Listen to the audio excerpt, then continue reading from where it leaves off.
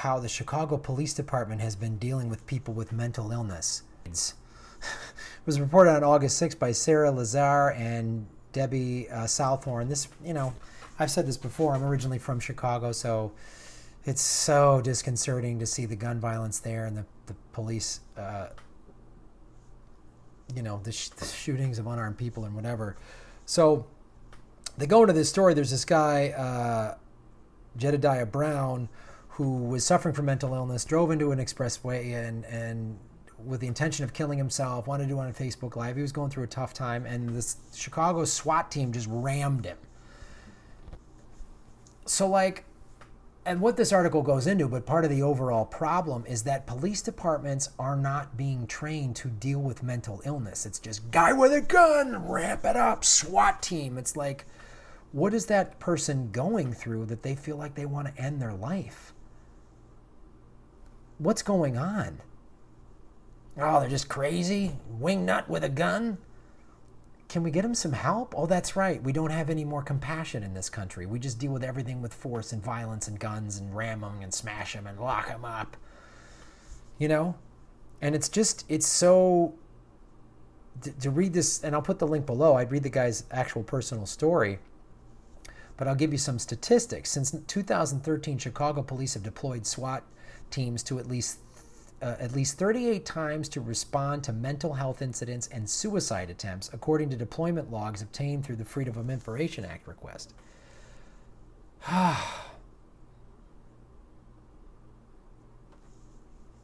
And it's slowing down, right, since Trump came into office? Oh, no. In the 4 months after Trump won the election last November, SWAT teams were deployed at least 10 times in response to suicide threats or attempts. As of this spring, 2017 is on track to see more than twice as many mental health-related SWAT raids as the annual average over the past 4 years. The figures in the documents likely undercount the number of SWAT deployments in response to mental health crises because not all cases are logged as such in police records. SWAT deployments to mental health crises are usually logged as hostage, barricaded subject, or terrorist incidents.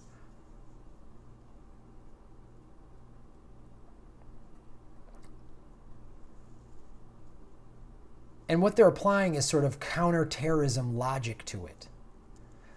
And I know someone might be watching this, go, some guy's got a gun. What are we supposed to do? Give him a cake and ice cream?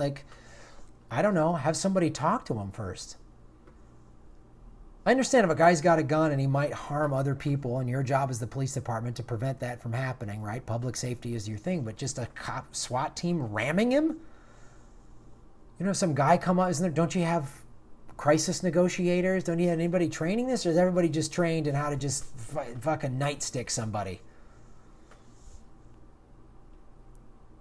It's like, I'll read you something from Dr. Daniela Controva, clinical psychologist at the Wright Institute. Given both historical and continuous trauma inflicted by various state actors upon communities of color, and particularly upon Black and Indigenous people, the person in crisis could fear that the heavily armed SWAT team is there to harm them, which could further escalate the crisis. Of course, it would scare me. If I saw a bunch of cops all armed to the hilt, I'd be like, oh shit. I can't imagine what it was like if I was Black and grew up in that neighborhood and was like, cops constantly hassling me, pulling me over, arresting me, shooting. I'd be terrible.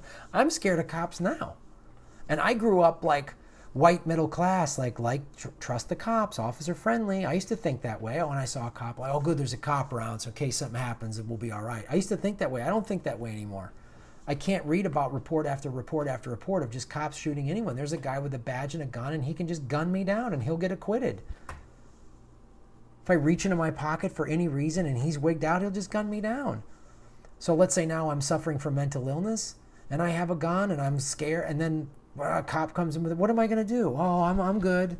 No, I'm going to bang, bang, bang, and it's going to get nuts. It's going to escalate the situation and more people die. Like if you're a cop and you have self-preservation, wouldn't you want to de-escalate it? Isn't that a tactic you would want just for your own personal safety as a cop? Just out of pure selfish self-preservation. Let's not, this guy's got a gun, he's going through a tough thing, let's This country's lost its soul. It's lost its heart. It has no compassion for anything or anybody other than money. It crushes the poor. The poor are demonized. Mental illness is, oh, you're an idiot. Toughen up. Toughen up. You know? Come on. You know? It's like somebody going, it's like Maria Bamford's got a joke in her act, like, what if people treated cancer that way? Oh, bullshit. Everybody gets a little cancer. Just fucking toughen up. The way they treat about mental illness. Oh, everybody gets a little down. No. That's situational sadness. That's not clinical depression. You don't know what the fuck you're talking about. We covered this a lot in my documentary, Earbuds, the podcasting documentary. It comes out September 12th on iTunes and all this stuff like that. And we deal with it a lot. And I appreciate all the people that were interviewed, mainly podcast fans that were brave enough to tell their story so that people understand it. We need to start there. America as a whole, as a society, needs to kind of understand what mental illness is and not treat it like someone's just being weak or dumb or lazy or whatever. So let's show some compassion. And I'd really love to see my city stop just treating everything with a SWAT team and a nightstick. You know? Because here's another quick little statistic.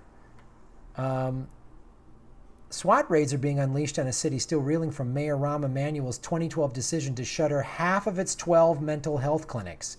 Remember him? He worked for Obama. And privatize the remaining 6. Oh, great. So no mental health services for anybody. No free mental health services. In April 2012, patients and activists staged an occupation of the Woodlawn Mental Health Center on the south side. They constructed makeshift barricades with trash cans and quick-dry cement. Protesters dropped banners from the facility. Stop stealing our health. Save our clinics, read one banner. The activists demanded negotiations with the mayor. Oh, I'm sure the mayor, it's Emanuel showed up and they had a really nice dialogue. No, the police got sent in, including a SWAT team, and launched a violent crackdown on the civil disobedience action. One of the clinic consumers was sitting there in a wheelchair, recalls Matt Ginsberg Jekyll, a co-founder of the community organization Southside Together Organizing for Power. They, the SWAT team, took a chainsaw to barricades with him standing inches away. 2 of the other people, including Helen, who died later, were so upset and shaking uncontrollably because of the whole thing.